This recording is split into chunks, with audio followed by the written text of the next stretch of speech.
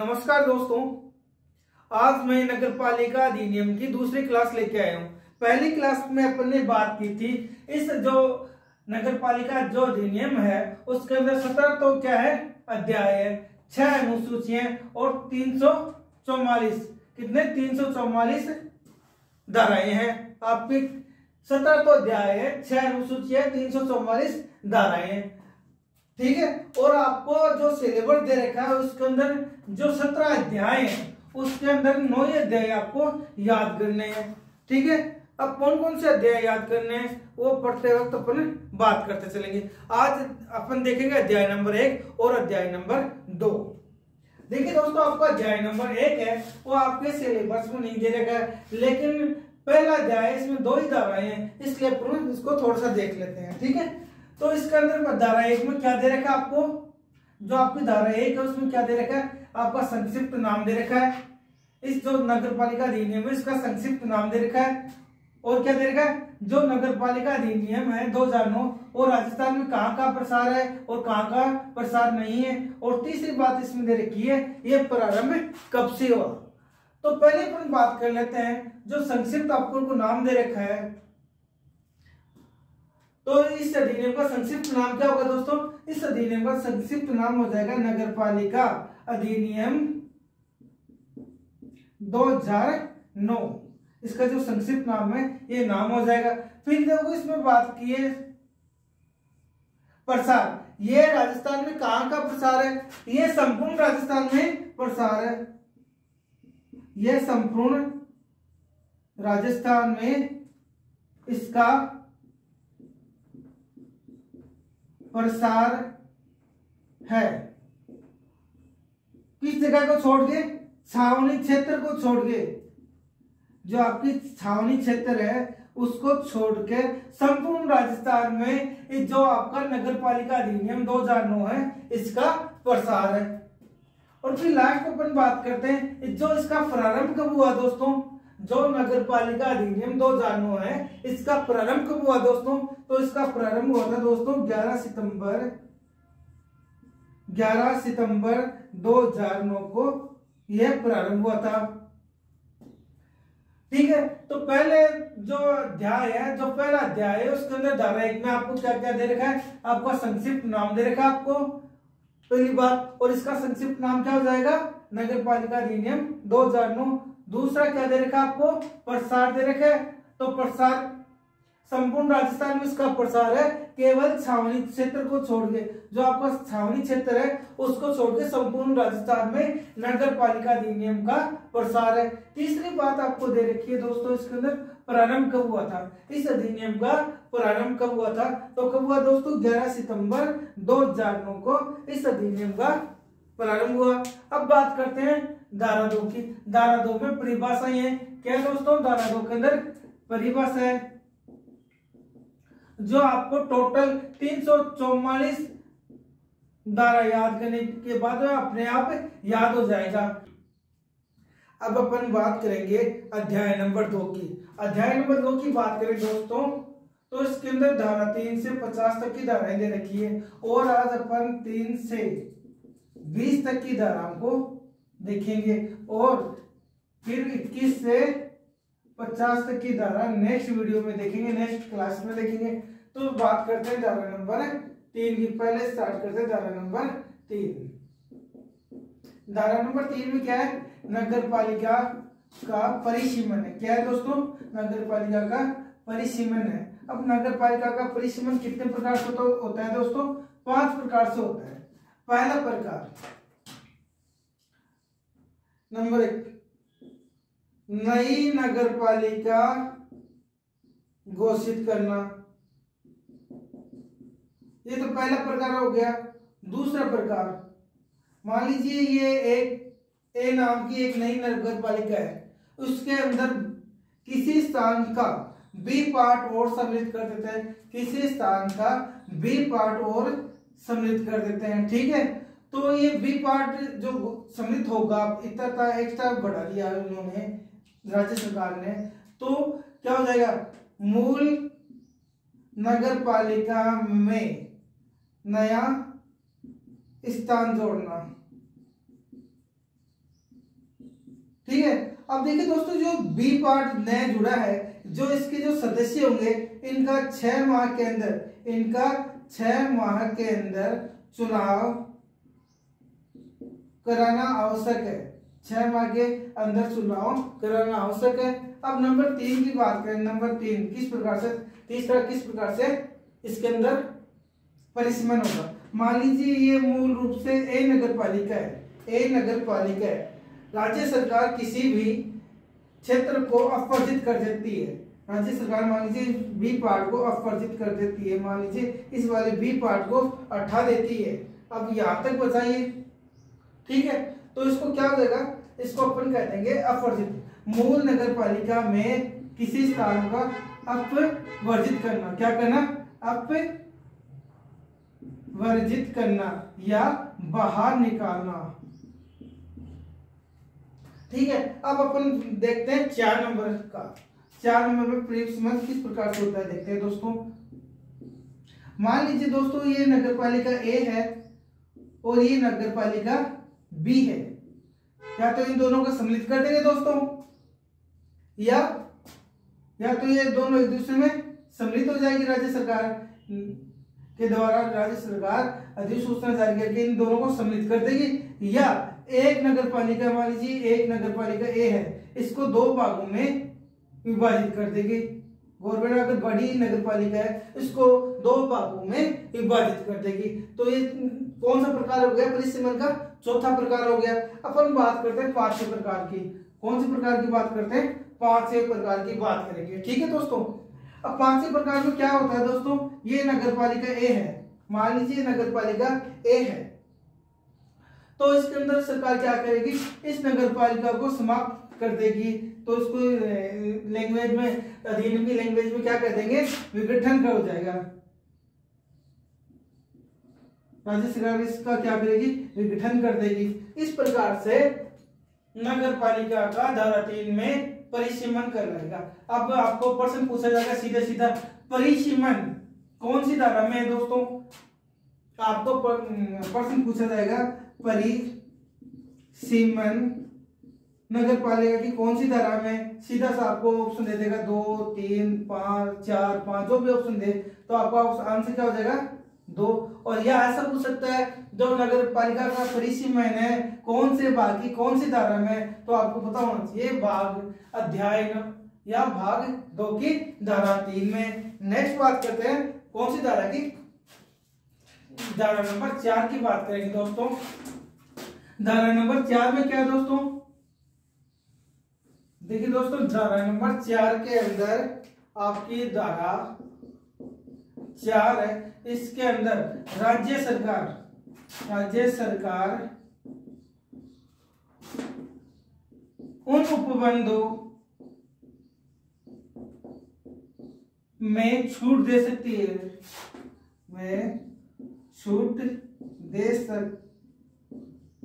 दे सकती है जो नगर पालिका के लिए उपयोगी नहीं है। ठीक है दोस्तों, अब देखिए दोस्तों ये धारा नंबर 4 इतना इंपॉर्टेंट नहीं है, लेकिन इसमें अपन को क्या दे रखा है, राज्य सरकार उपबंधों में नगर पालिका को छूट दे सकती है जो उसके लिए उपयोगी नहीं है। ठीक है दोस्तों, अब अपन बात करेंगे धारा नंबर 5 की बात करेंगे। धारा नंबर 5 में क्या लिखा है दोस्तों, नगर पालिका की स्थापना और निगमन। धारा नंबर 5 में क्या है दोस्तों, धारा नंबर 5 में दोस्तों आपके नगर पालिका के जो ये धारा नंबर 5 है इसमें क्या लिखा हुआ है, जो नगर पालिका है उसकी स्थापना व निगमन। अब देखिए दोस्तों धारा नंबर 5 को अच्छी तरह से समझेंगे अपन, इंपॉर्टेंट धारा ये क्या आपकी इंपॉर्टेंट धारा है। अब देखिए स्थापना कैसे होगी, देखो नगर पालिका की स्थापना 3 प्रकार से होती है। एक तो नगर पालिका, दूसरी नगर परिषद, तीसरी नगर निगम। ठीक है दोस्तों, नगर पालिका कितनी जनसंख्या में बनती है आप सबको पता है, 20,000 की संख्या से लेकर जनसंख्या से लेकर 1 लाख के अंदर होना चाहिए जनसंख्या, तो वहां पे क्या घोषित हो जाएगी आपकी नगर पालिका। और नगर परिषद कितने पे बनती है, जहां पर 1 लाख से ज्यादा जनसंख्या हो और 5 लाख से कम जनसंख्या हो, वहां पे क्या घोषित हो जाती है दोस्तों, नगर परिषद घोषित हो जाती है। अब हम बाद में बात करते हैं नगर निगम की, जहां पे 5 लाख से ऊपर जनसंख्या हो वहां पर आपका नगर निगम स्थापित होगा। और एक छोटी सी अलग से बात कर लेते हैं, नगर पालिका के जो अध्यक्ष होता है उसको क्या कहा जाता है दोस्तों, सबको आपको पता है, नगर पालिका अध्यक्ष। क्या कहा जाता है, नगर पालिका अध्यक्ष। जो आपका नगर पालिका का जो अध्यक्ष होता है उसको क्या कहते हैं, नगर पालिका अध्यक्ष। और आपका नगर परिषद को जो अध्यक्ष होता है उसको क्या कहते हैं, सभापति कहते हैं। और नगर निगम के जो अध्यक्ष होता है उसको क्या कहते हैं, महापौर कहते हैं या मेयर कहते हैं। अब नेक्स्ट धारा की बात करते हैं दोस्तों। अपन ने एक मिनट और एक क्वेश्चन और याद आ गया, वो आपको बता देता हूँ। स्थापना आपको पता चलेगा किस प्रकार से स्थापना होती है। और निगमन की अपन बात करें दोस्तों, राज्य सरकार किसी भी स्थान को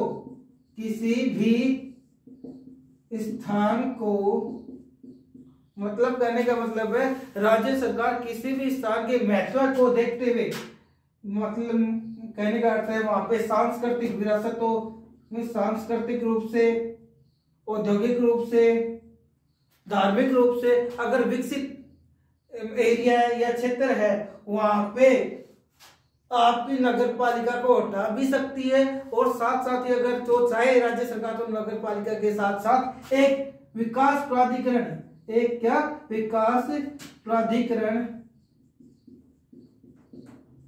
की स्थापना भी कर सकती है, स्थापना भी कर सकती है। ठीक है, अब दूसरी बात करते हैं, अगर राज्यपाल, अगर ये तो आपने देख लिया होगा,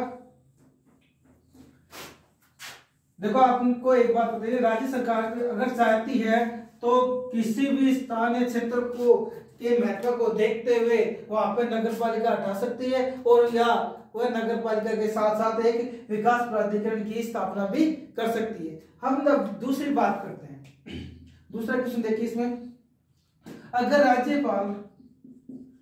राज्यपाल किसी भी क्षेत्र को उद्योग या औद्योगिक दृष्टि से या औद्योगिक नगरी घोषित कर दे तो वहां पर आपकी नगर पालिका की स्थापना नहीं की जा सकती। अगर राज्यपाल किसी भी क्षेत्र को औद्योगिक नगरी स्थापित कर दे, स्थापित कैसे करेगा दोस्तों, स्थापित उस क्षेत्र को अधिसूचना के द्वारा, अधिसूचना में डाल के अधिसूचना के द्वारा ये औद्योगिक नगरी स्थापित कर सकता है राज्यपाल। उसके बाद में उस स्थान पर नगर पालिका आपकी नहीं बनेगी, ध्यान रखना इस बात का अच्छी तरह से। नेक्स्ट धारा की बात करें दोस्तों अपन, धारा नंबर 6। धारा नंबर 6 में दोस्तों क्या है, नगर पालिका की संरचना। अब हम बात करते हैं धारा नंबर 6, ये भी काफी अच्छी धारा है। धारा नंबर 6 में क्या रहेगा दोस्तों, नगर पालिका की संरचना। अब देखिए दोस्तों नगर पालिका की संरचना कैसे होती है। धारा नंबर 6 के अंदर देखिए, नगर पालिका की संरचना। अब देखिए इसमें 3 तरह के सदस्य होते हैं, एक तो मनोनीत सदस्य, एक पदेन सदस्य। देखिए 3 प्रकार के सदस्य होते हैं, एक तो मनोनीत सदस्य होता है, एक पदेन सदस्य और एक निर्वाचित सदस्य। और कौन से होते हैं, निर्वाचित सदस्य। ठीक है दोस्तों। अब मनोनीत सदस्य के कितने हो गए, देखिए मनोनीत सदस्य कौन कौन से संस्थाओं में किस प्रकार से मनोनीत करेंगे। अब देखिए नगर पालिका के अंदर 6 सदस्यों का मनोनीत किया जाएगा या मनोनीत करा जाएगा। अब नगर परिषद, अब आ जाएगा नगर परिषद में 8 सदस्यों का मनोनीत किया जाएगा। उसके बाद में अपन बात करते हैं नगर निगम की। नगर निगम में 12 सदस्यों का मनोनीत करा जाएगा। अब पदेन सदस्य इन तीनों के अंदर कौन सा हो जाएगा, एक तो आपका सांसद हो जाएगा, सांसद, दूसरा विधायक, दूसरा कौन सा हो जाएगा, विधायक। निर्वाचित सदस्य कम से कम 13 निर्वाचित सदस्य तो होना ही चाहिए। अगर अपन निर्वाचित सदस्य की बात करें दिनों के अंदर नगर पालिका, नगर परिषद और नगर निगम की, तो वहां पे कम से कम भी कितने सदस्य निर्वाचित होने चाहिए, 13 सदस्य निर्वाचित होने चाहिए। नेक्स्ट धारा की बात करते हैं दोस्तों अपन।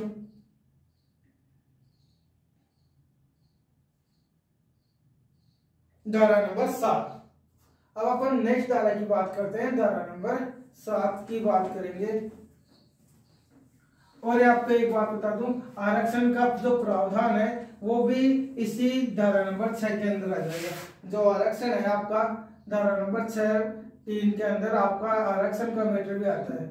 आरक्षण जो जितना भी मिलता है इनको, जैसे महिलाओं को 50% है, कितना है 50% है, SC ST और OBC तीनों को मिलाकर 50% से ज्यादा आरक्षण नहीं होना चाहिए। ये सारी बातें 6 के भाग 3 में दे रखी है। 6(3) के अंदर आरक्षण का आपका प्रावधान है, ध्यान रखना इस बात का। अब अपन बात करते हैं धारा नंबर 7 की। कौन सी धारा की बात करेंगे, धारा नंबर 7 की, जो काफी इजी धारा है, धारा नंबर 7। अब धारा नंबर 7 में क्या है, पदावधि है, पद की अवधि। जो आपकी पद की अवधि है वो कितनी होगी, कितने दिनों की, प्रथम बैठक से, या कैसे लिख देता है हिंदी में, प्रथम बैठक से 5 वर्ष तक, 5 वर्ष तक।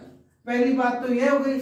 अब दूसरी बात करते हैं, मान लीजिए कोई जो नगर परिषद पहले से ही विघटित हो जाती है, मतलब कोई नगर परिषद अगर विघटित हो जाती है या इसका विघटन हो जाता है तो 6 माह के अंदर चुनाव कराना आवश्यक है। 6 माह के अंदर चुनाव कराना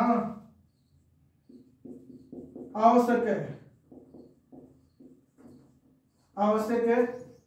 लेकिन एक शर्त है इसके अंदर, अगर 5 वर्ष के लिए होते हैं, आपको भी बताया मैंने, 5 वर्ष की अवधि के लिए ये नगर पालिका बनती है। अगर 5 वर्ष के अंदर मान लीजिए 6 महीने पहले विघटित हो जाती है, 6 महीने शेष रहते हैं, तो उन 6 महीने के अंदर चुनाव कराना आवश्यक नहीं है। अगर 6 महीना से ज्यादा का समय है तो चुनाव कराना जरूरी है। अगर 5 वर्ष के अंदर 6 माह शेष रहते हैं तो आपको चुनाव कराना आवश्यक नहीं है। अब अपन धारा नंबर 8 की बात करेंगे। धारा नंबर 8 की बात करेंगे। धारा नंबर कौन सी आ जाएगी दोस्तों, 8। 8 के अंदर क्या है दोस्तों, नगर पालिका का शासन। नगर पालिका का शासन क्या है दोस्तों, धारा नंबर 8 में क्या है दोस्तों, नगर पालिका का शासन का, नगर पालिका में निहित, नगर पालिका का शासन, नगर पालिका में निहित। जो नगर पालिका का शासन है वो नगर पालिका में ही निहित होगा। नेक्स्ट धारा की बात करें दोस्तों, अपन धारा नंबर 9 की बात करेंगे दोस्तों। अब धारा नंबर 9 के अंदर क्या है दोस्तों, धारा नंबर 9 के अंदर है वार्डों का विभाजन। धारा नंबर 9 में क्या हो जाएगा दोस्तों, आपके जो आपकी धारा नंबर 9 है उसमें हो जाएगा वार्डों का विभाजन, जो आपकी धारा नंबर 9 है उसमें वार्डों का विभाजन दे रखा है। अब जनसंख्या के आधार पर, अब जो आपकी धारा नंबर 9 के अंदर वार्डों का विभाजन है वो जनसंख्या के आधार पर होगा, जनसंख्या के आधार पर होगा। ठीक है, पहली बात तो ये। दूसरी बात, सभी वार्डों में समान जनसंख्या होनी चाहिए, सभी वार्डों में समान जनसंख्या होनी चाहिए। ठीक है, ये आपकी धारा नंबर 9 कंप्लीट हो गई। अब अपन धारा नंबर 10 की बात करेंगे। अब अपन धारा नंबर कौन सी बात करेंगे? 10 की बात करेंगे। 10 में क्या है दोस्तों? धारा नंबर 10 में क्या है? वार्डों का निर्धारण। धारा नंबर 10 में क्या है? वार्डों का निर्धारण। ठीक है, अब अपन धारा नंबर 11 की बात करेंगे, जो थोड़ी सी अच्छी नगर पालिका की धारा है। नगर पालिका के लिए निर्वाचन। धारा नंबर 11 के अंदर क्या है दोस्तों? नगर पालिका के लिए निर्वाचन। नगर पालिका के लिए निर्वाचन। धारा नंबर 11 के अंदर दोस्तों क्या है? नगर पालिका के लिए निर्वाचन। इसमें क्या होगा दोस्तों? जो नगर पालिका का निर्वाचन चुनाव होंगे वो किसके द्वारा संपन्न कराए जाएंगे दोस्तों? ये राज्य निर्वाचन आयोग के द्वारा। किसके द्वारा? राज्य निर्वाचन आयोग के द्वारा संपन्न कराए जाएंगे। कराए जाएंगे दोस्तों। दो धारा नंबर आपकी 11 है, उसमें क्या लिखा हुआ? नगर पालिका के लिए निर्वाचन। तो नगर पालिका के जो चुनाव होंगे किसके द्वारा कराए जाएंगे? राज्य निर्वाचन आयोग के द्वारा संपन्न कराए जाएंगे दोस्तों। अब अपन बात करते हैं धारा नंबर 12 की। धारा नंबर अपन अब बात करेंगे 12 की। अपन 11 तक देख लिया। धारा नंबर 12 के अंदर क्या है दोस्तों?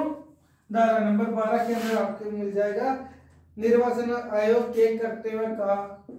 धारा नंबर 12 में क्या है? निर्वाचन आयोग के कर्तव्यों का प्रत्यायोजन।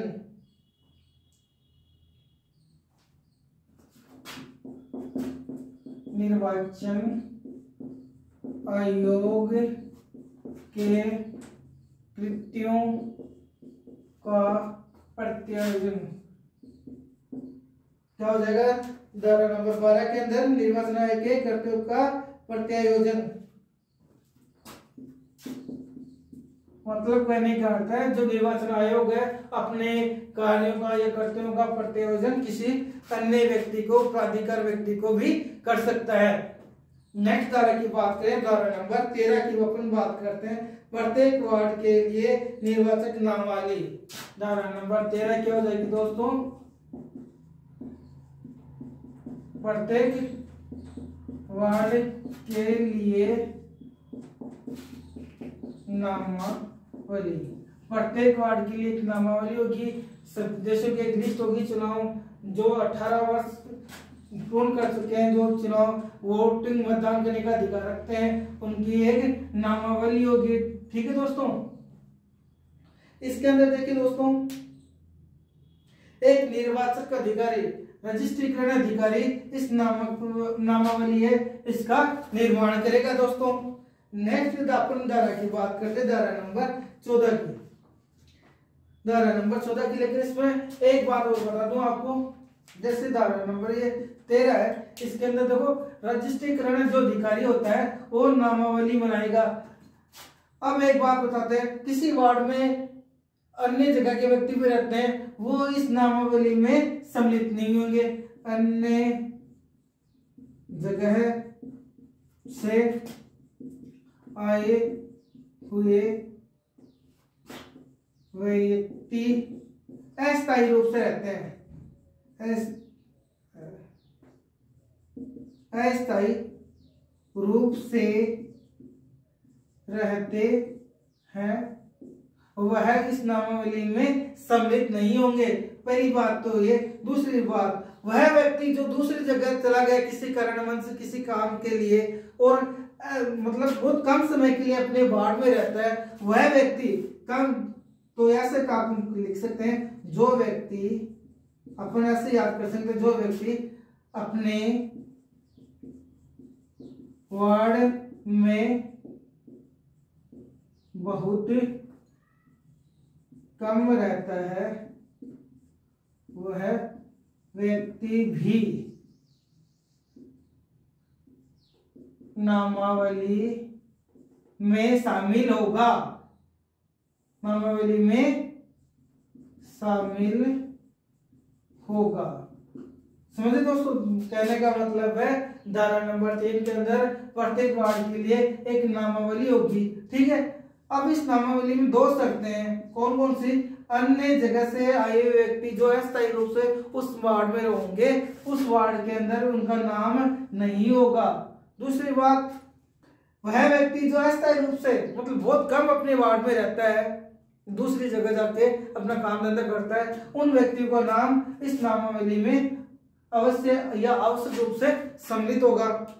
नेक्स्ट धारा की बात करते हैं। अब धारा नंबर कौन सी आएगी अपनी? धारा नंबर 14।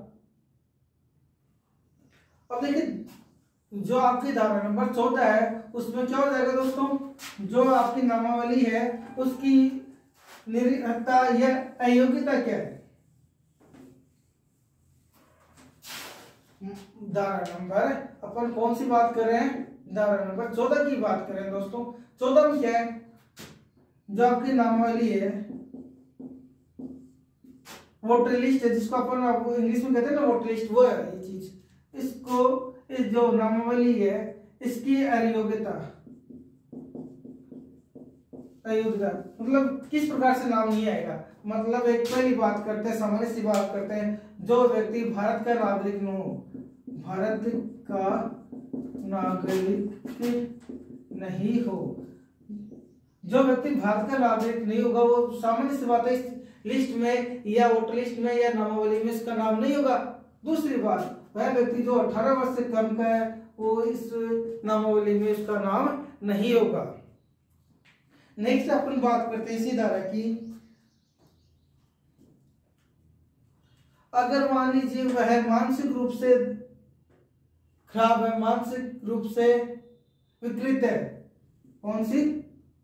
मानसिक रूप से अविकसित है, अविकसित है, वह इस नामावली का सदस्य नहीं होगा। ध्यान रखना इस बात का। ये 3 चीजें इसके अंदर धारा नंबर 14 के अंदर अपन को बता रखी है। अब देखिए, नामावली के अंदर कोई व्यक्ति मिथ्या घोषणा करता है, वो 15 धारा नंबर 15 में आ जाएगा। अब अपन बात करते हैं धारा नंबर 15 की।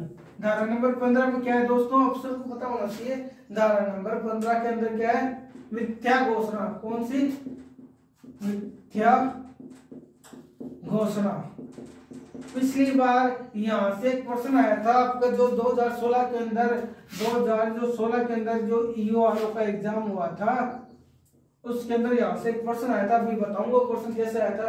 अब देखिए, मिथ्या घोषणा, देखो इसके अंदर कोई नामावली जो बनाता है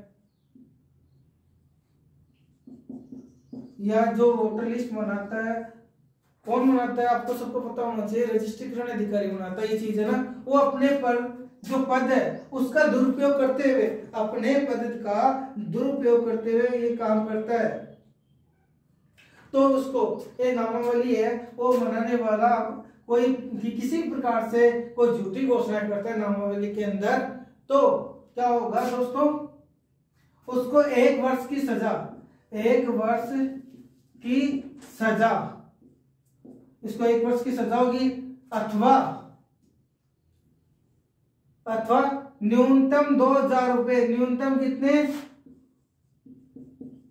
2000 रुपए का जुर्माना और अधिकतम 5000 रुपए का, अधिकतम, अधिक से अधिक कितने हजार रुपए का? 5000 को न्यूनतम रूप से 2000 का या 1 वर्ष की सजा, या इन दोनों 1 वर्ष की सजा के साथ साथ 2 या 2 से 5,000 का जुर्माना भी, दोनों सजा एक साथ दे सकता है। नेक्स्ट बात करते हैं, नेक्स्ट धारा 16 की बात करते हैं, मुख्य निर्वाचन अधिकारी। अब देखिए धारा नंबर अपन 16 की बात करेंगे, धारा नंबर 16 की बात करेंगे। 16 के अंदर क्या दे रखा है अपन को, धारा नंबर 16 के अंदर आपको दे रखा है मुख्य निर्वाचन अधिकारी।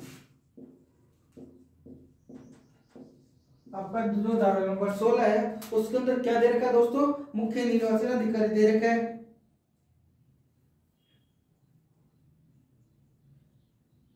ये समस्त काम करेगा। जैसे मान लीजिए जो मुख्य निर्वाचन अधिकारी है आपका, ये नामावली देखेगा, आपकी नामावली लिस्ट तैयार करेगा। पहली बात ये आपके जो जिले का जो चुनाव है वो संपन्न कराएगा, नगर पालिका जो चुनाव है वो संपन्न कराएगा। इस जो चुनाव संबंधित जितने भी कार्य होते हैं वो मुख्य निर्वाचन अधिकारी देखेगा। और इसकी सहायता के लिए अगर मान लीजिए इसके पास ज्यादा कार्य है तो इसकी सहायता के लिए एक व्यक्ति या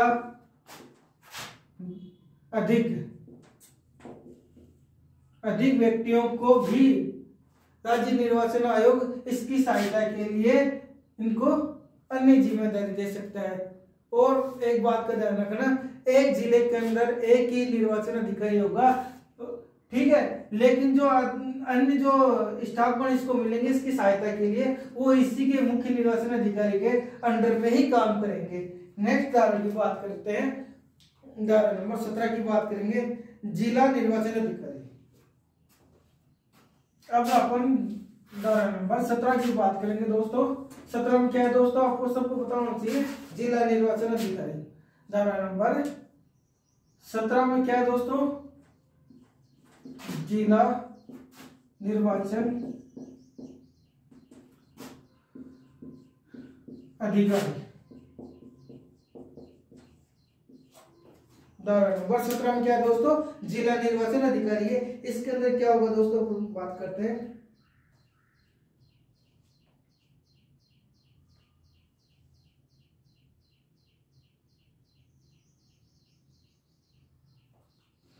अब देखिए जिला निर्वाचन अधिकारी के अंदर क्या है दोस्तों, इसके निर्देशन में या इसके जो अधिकार है, जो आपका जिला निर्वाचन अधिकारी है, इसके निर्देशन के अंदर सारे के सारे चुनाव कार्य होते हैं। जितने भी चुनाव कार्य होते हैं, नामावली तैयार करना, आपका जो आपके चुनाव है उनको संपन्न कराना, सारे के सारे कार्य निर्वाचन अधिकारी के अधीन होंगे। ठीक है, अब अपन धारा नंबर 18 की बात करेंगे।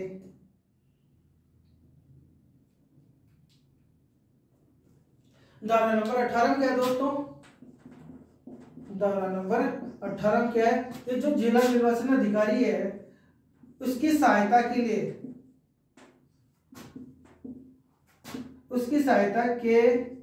लिए अन्य कर्मचारी उपलब्ध कराएगी राज्य सरकार, उपलब्ध कराएगी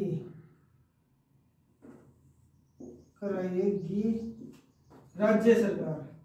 अब देखिए दोस्तों, आपको सबको पता होना चाहिए, जब चुनाव होते हैं सबको पता है, तब स्कूलों जो टीचर होते हैं, अन्य जो स्टाफगण होते हैं, वो सारे के सारे अधिकारी इसको राज्य चुनाव आयोग को नियुक्त करती है, उनको उपलब्ध करती है।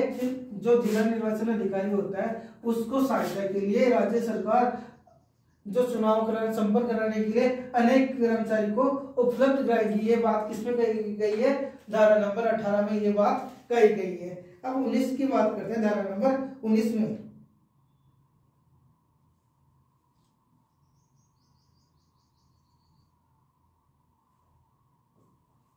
अब धारा नंबर 19 में क्या कहा गया दोस्तों,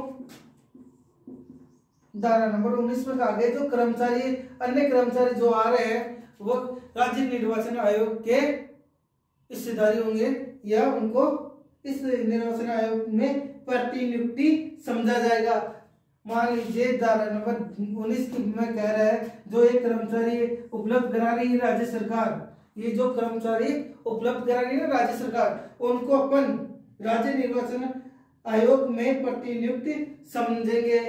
जो आपका ये कर्मचारी है उनको राज्य निर्वाचन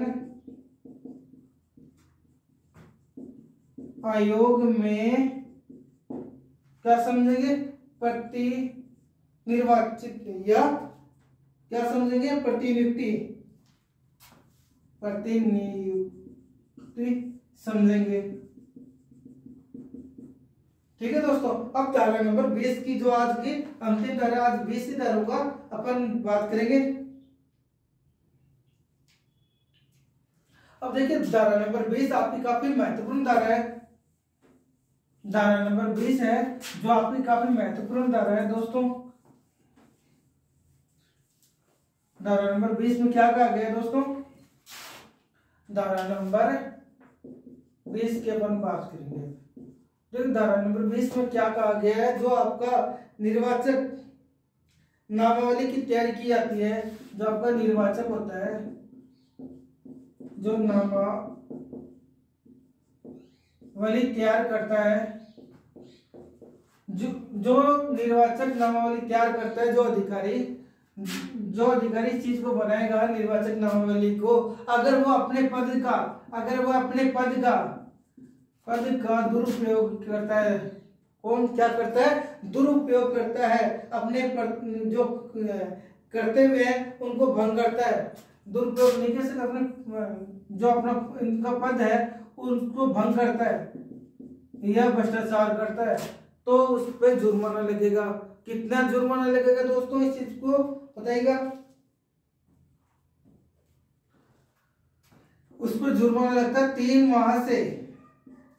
माह से 2 वर्ष तक की जेल, तो 3 माह से 2 वर्ष तक का सजा होगी, या 1000 रुपए का जुर्माना, या 1000 रुपए का जुर्माना, अथवा ये दोनों भी हो सकती हैं, अथवा दोनों।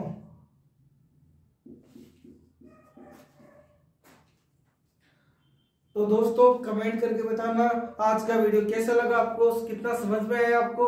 अगर वीडियो अच्छा लगे तो लाइक करना, शेयर करना, और चैनल पेज पर नए हो तो सब्सक्राइब करना। धन्यवाद दोस्तों।